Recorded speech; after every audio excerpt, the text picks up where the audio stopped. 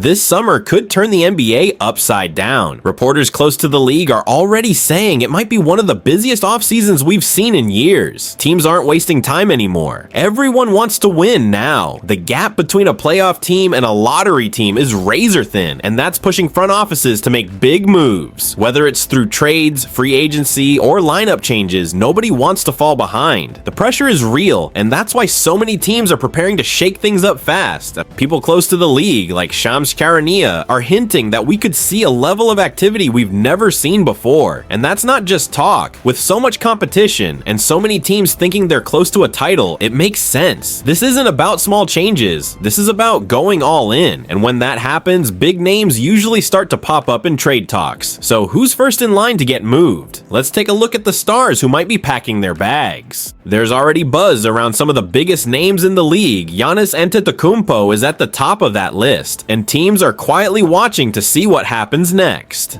Kevin Durant's name is also floating around, and while no deal is confirmed, the idea of him switching teams again has people talking. Even Bam Adebayo could be in play. It's rare to see this many stars possibly on the move at once, but this offseason feels different. Nobody is safe and no roster is locked in. The reason these names matter isn't just because they're great players, it's because their moves could trigger a chain reaction across the league. One star trade could lead to 3 more as teams scramble to adjust. And with so many teams feeling like they're one piece away, the market could heat up quickly. It's not just about landing a star, it's also about who's ready to react once the first deal drops. And that brings us to one team that always finds a way to stay in the mix, even without making the biggest trade: the Lakers. The Lakers probably won't be the team landing someone like Giannis or KD, and that's okay. They don't have the picks or young talent to make a huge offer, but that doesn't mean they're out of the game. In past years, we've seen teams benefit from big trades without being the ones who made them. All it takes is smart timing and the right opportunity. Even if the Lakers aren't front and center, they can still grab a valuable piece from the aftermath. Look at what happened with Boston when they added Drew Holiday after the Damian Lillard trade. That wasn't a direct deal, but it helped them win a title. The Lakers could find themselves in a similar spot if they play it smart. Big trades often leave behind role players or veterans that teams no longer need, and that's where LA can step in. They may not go after the biggest star, but they can still walk away with someone who makes a real difference.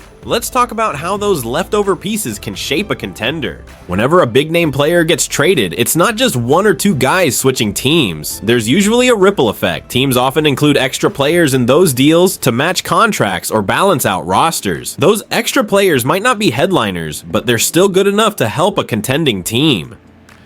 Veterans like Grayson Allen, Royce O'Neal, or Nick Richards could end up moved around, not because teams don't want them, but because they don't fit the new direction of a rebuilding roster. This is where a smart team like the Lakers can take advantage. These role players might not be flashy, but they bring real value. They can defend, shoot, or fill in gaps the Lakers struggled with last season. And the best part, the price to get them is usually much lower than going after a star. As bigger deals go down across the league, LA just needs to stay ready, because there will be pieces available that can help them win right now. But these moves don't happen in a vacuum. They come from deals that are often much more complicated than they seem. Let's break down how those big trades actually come together. And big trades in today's NBA almost never happen between just 2 teams.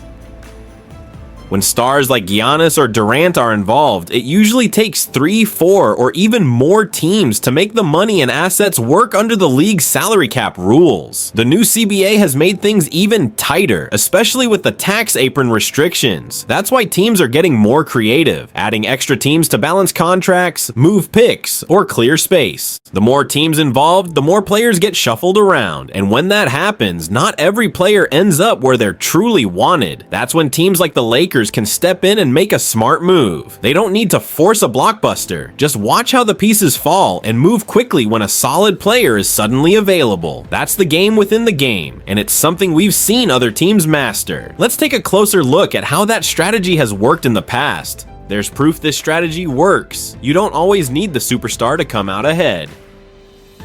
A few years ago, the Pacers got involved in the James Harden trade. They didn't land Harden, but they ended up with Karis LeVert. Later, they flipped LeVert for young players like Andrew Nembhard and Ben Shepherd, plus draft picks. That one smart move turned into a group of pieces that now play key roles in their rotation. The Celtics did something similar. They weren't the ones who got Damian Lillard, but they still walked away with Drew Holiday after everything settled. That move helped push them toward a championship. It's a reminder that great front offices know when to strike, even if they're not leading the deal. For a team like the Lakers, following this kind of blueprint could be the difference between just making the playoffs and actually competing for a title. So what does a smart approach look like for them right now? Let's break that down. The Lakers don't need to chase a superstar to improve. What they really need is smart, targeted moves that make their lineup stronger where it matters most. That could mean adding a reliable center, a solid wing defender, or someone who brings energy off the bench. These aren't flashy moves, but they can be game changers when the playoffs come around. The goal should be building a more balanced and complete roster, not just relying on LeBron and AD to carry the load. Rob Pelinka has to be sharp with the few assets he has. Whether it's a draft pick, a trade exception, or a young player, every piece counts. The front office has to find value in places other teams overlook.